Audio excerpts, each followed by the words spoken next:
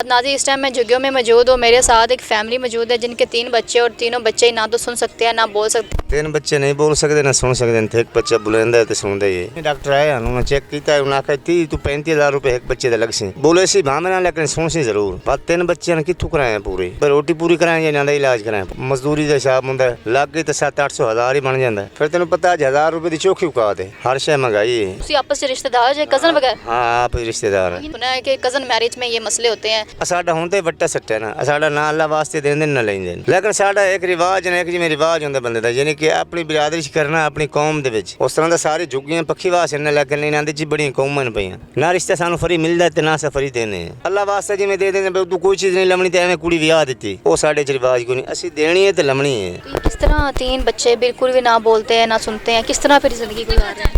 ਇਹ ਇਹਨਾਂ ਨੂੰ ਸੇ ਜਾਣਦੇ ਪੈਣ ਤਾਂ ਪਿੱਛੋਂ ਇਹਨਾਂ ਨੂੰ ਇੱਥੋਂ ਜਾਂਦੇ ਛੱਡਣਾ ਪੈਂਦਾ ਪਿੱਛੋਂ ਤਾਂ ਇਹਨਾਂ ਫਿਰ ਤੇ ਵੇਖਣਾ ਸੁਣਨਾ ਬਿਲਕੁਲ ਕੱਖ ਹੀ ਨਹੀਂ। चलते जाना ਚੱਲਦੇ ਰਹਿਣਾ ਇਹਨਾਂ ਨੇ ਗੱਡੀ ਦਾ ਹਾਰਨ ਨਹੀਂ ਸੁਣਨਾ ਗੱਡੀ ਦਾ ਹਾਰਨ ਕਿੰਨੀ ਆਵਾਜ਼ ਆਉਂਦੀ ਹੈ ਉਹ ਵੀ ਨਹੀਂ ਸੁਣਦੇ। गड्डी दा हॉर्न दी आवाज़ भी नहीं ਉਹ आती। ਵੀ ਨਹੀਂ ਆਉਂਦੀ ਆਵਾਜ਼। इलाज नहीं करवाया? एक बार करवाया नहीं डॉक्टर आया उन्होंने चेक किया उन्हें आखा 30 तो 35,000 रुपये एक बच्चे लग सी बोले सी भावना लेकिन सुन सी जरूर बात। 3 बच्चे ने कितों कराए पूरे आपने रोटी पूरी कराए या ना इलाज कराए पूरा काम करते तुसी? दी टोकरा वाने छाबा। अच्छा, तो कितने पैसे उठो?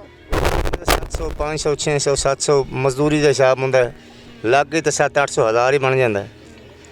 फिर तेन पता 1000 रुपये की चौखी औकात है। हर शय महंगाई है। फिर किस तरह गुजारा कर रहे? झुग्गियां च तुसी रह रहे जे इत्थे जो गर्मी सख्त होंदी किस तरह गुजारा करदे? फिर बाजी खोलते हैं सारी थल्ले वाली साइड सारी खोलते हैं तो हवा फिर चलती रहती फिर साफ ज़ाहिर गर्मी तो लगनी है तो जो ठंड हो जाती तो सारा मुकम्मल पर्दा ला देने चार्ज फिर बंद कर देने तो साडा कोई अपना कारोबार और कोई नहीं है? मजदूरी करनी मिस्त्रियों के पीछे कर ली नहीं है और भी हो नहीं है। किस तरह जिंदगी गुजारोगे? बच्चे थोड़े ने बच्चों का इलाज भी करवाना है अपनी भी मजदूरी को। यही तो मसला ना वैसे सानू हक तो बनता सानू असें तो पाकिस्तान के बंदे हैं मुसलमान ही हैं साढ़े कोई ना कोई हक बनता हुकूमत का साढ़े हल करना चाहिए तो लेकिन हर बारी हर साढ़े वोटर आते अस जिलानी के वोटर हैं हर बारी सानू इलैक्शन ते आते तुहानू ज़मीन मिली सी साडा वोट भी 5 तो 7 हज़ार है सारे ਜਿਹੜੇ बेघर लोग हैं हर वारी आदा तुहानू असां ज़मीन दिसाएं लेकिन किसी वारी उस ज़मीन नहीं दी जो वज़ीर आज़म बनाए उदे साढ़े पोलंग तो बनाए हुण उहदे 4-5 पुत्र जीत गए तो साढ़े पोलंग तो जीते लेकिन वो साड़ी कभी नहीं सुनी। अच्छा भाई, शुरू से ही आप लोग झुग्गियों में रह रहे हैं? हाँ शुरू तो झुग्गियां रह रहे हैं। शुरू तो झुग्गियां दे रह जे ते बच्चे भी इत्थे तुसी भी इत्थे हाँ, सही। ते किस तरह मैं माहौल तुहाडा देख रही हां मुझे समझ नहीं आ रही कि किस तरह बच्चों दे नाल गुजारा करदे हो? बस बाजी जो ना नहीं पे तो फिर करना पैंदा गुजारा फिर जो ना कि गुजारा हो तो फिर तो करना ही पैंदा है।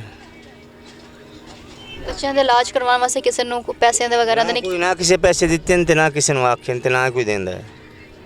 कोई आया भी नहीं इत्थे? कोई आया ही नहीं है। किसी नूं नहीं तुसी क्या? असा आखा तो बड़े लोगों ने जिलानी साहब ने आखा सी वो दूसरे सैकटरी ने आखा सी वो पुत्र हैदर ने आखा ही लेकिन किसी नहीं सुनी साड़ी। ये की मसला है? ये मेरे ख्याल से फैमिली च शादी करन दी वजह तो कज़न मैरिज दी वजह तो इवें होया। साडा होंदे वट्टा सट्टा है ना साडा ना अल्लाह वास्ते देंदे ना लेंदे नहीं, ये तुसी आपस में रिश्तेदार जो कज़न वगैरह? हाँ आप रिश्तेदार हैं। ये ये नाज़रीन अक्सर ने ये सुना है कि कज़न मैरिज में ये मसले होते हैं जिनकी आपस में कज़न मैरिज की जाती है तो इस तरह के बच्चों को कोई ना कोई ख़ानदानी मसला बनता है जिस वजह से इन बच्चों को 3 बच्चे हैं तीनों ना बोल सकते हैं ना सुन सकते हैं। तो आप लोग आगे फिर क्यों अपनी फैमिली में शादी करते हैं? आगे भी कर रहे हैं?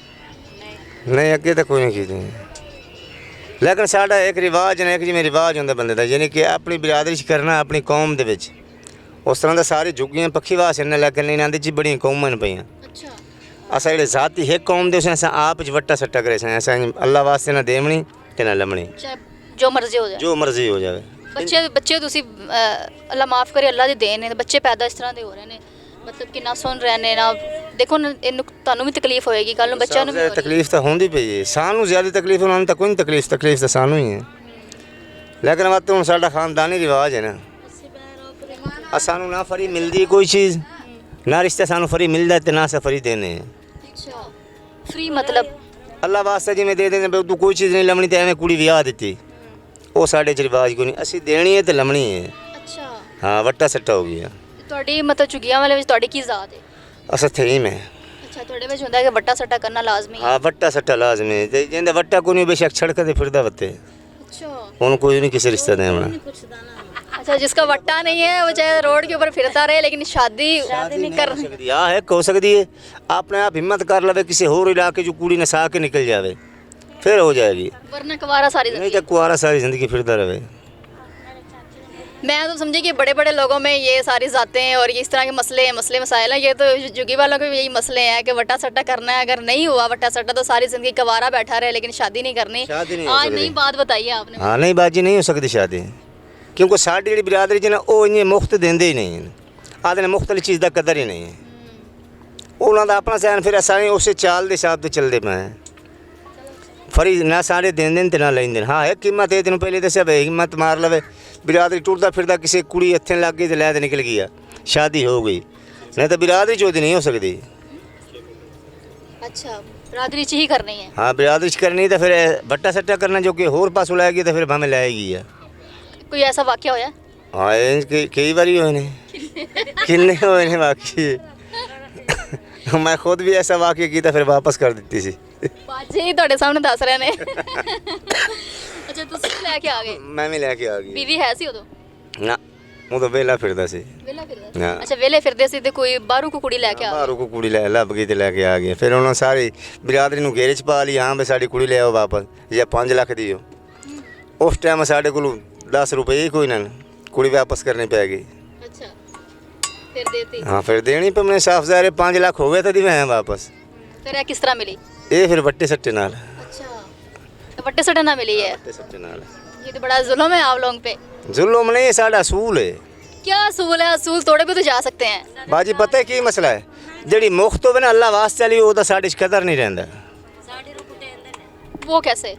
ਮਸਲਾ ਇੱਕ ਰਿਸ਼ਤਾ ਦੇ ਦਿੱਤਾ ਹੈ ਫਰੀ ਉਧਰੋਂ ਕੋਈ ਚੀਜ਼ ਨਹੀਂ ਲਈ ਉਹਦੇ ਉੱਤੇ ਸਖਤੀ ਬਹੁਤ ਹੋ ਜਾਣੀ ਜਿਹੜੀ ਲੜਕੀ ਤੇ? ਹਾਂ ਲੜਕੀ ਤੇ कोई कारोबार करे यानी कि टोकरियां बनाए कोई कारोबार करे वो नहीं करना का तो तो वट्टा सट्टा उन्होंने पता है 10 टोकरियां बनाने तो उन्हें 20 बनानी ने साढ़ा मसला होंगे वट्टे सट्टे का। चलें जी क्या कहेंगे आपको लोग देख रहे हैं? हाँ सही आने भी साड़ी मदद की जाए बच्चों की वास्ते होर तो सानू अल्लाह ने रोटी पानी तो हर बंदा पेट भर के खा लेंदा है फकत साड़ी कोई इमदाद करे तो बच्चों की वास्ते इमदाद करे भी साढ़े बच्चे बोल पवन या सुन लेवन बोले भावें ना सुनन तो सही। तो मैं यही कहूँगी कि अगर कोई भी इनकी मदद करना चाहता है तो हमारे ज़रिए हमारे चैनल के ज़रिए हमसे रब्ता करें, हम दिलवा देते हैं। बच्चे कम से कम बोल नहीं सकते डॉक्टर ने कहा लेकिन थोड़ा बहुत सुन सकते हैं तो इनका अगर इलाज करवाएं तो ये ठीक हो सकते हैं। बाकी इन्होंने जो एंड में बात बताई है कि हमारे झुग्गी वालों में भी ये इस तरह की रस्में होती हैं कि हम जो है रिश्ता जो है वट्टा सट्टा ही करते हैं। अगर किसी का वट्टा सट्टा नहीं किया तो वो सारी ज़िंदगी कवारा बैठा रहेगा लेकिन वो शादी नहीं करेगा। बाकी मैं तो समझती थी कि बड़े लोगों में सारे सब कुछ होता है, सारे ये रवाज होते हैं, बाकी इन लोगों में भी होता है। आप क्या कहते हैं इस बारे में हमें लाजमी बताएं कमेंट्स में। मुझे इजाज़त दे, मिलते अगले प्रोग्राम में, तब तक के लिए अल्लाह हाफिज़।